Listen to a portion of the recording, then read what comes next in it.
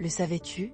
En octobre 1924, l'écrivain français André Breton publie le Manifeste du surréalisme, texte fondateur d'un mouvement qui va bouleverser l'art et la littérature du XXe siècle. Il y définit le surréalisme comme un automatisme psychique pur, une méthode pour laisser s'exprimer la pensée sans le contrôle de la raison, en s'inspirant notamment des théories de Freud sur l'inconscient et les rêves. Ce texte fondera ensuite le mouvement pictural porté par des artistes comme Salvador Dali, René Magritte ou Joan Miró, qui traduiront cette exploration de l'inconscient en peinture. Curieusement, Breton n'est même pas le premier à utiliser ce nom.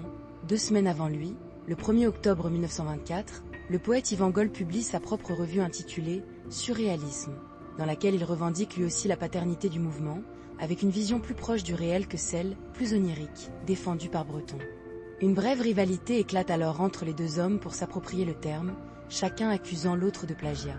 Breton ira jusqu'à fonder, dès la fin de l'année 1924, un bureau de recherche surréaliste à Paris pour structurer le mouvement autour de lui, rassemblant peu à peu les plus grands noms de l'avant-garde. C'est finalement la version de Breton qui s'imposera durablement dans l'histoire de l'art. Envoie ce fait à ton pote qui sait toujours tout.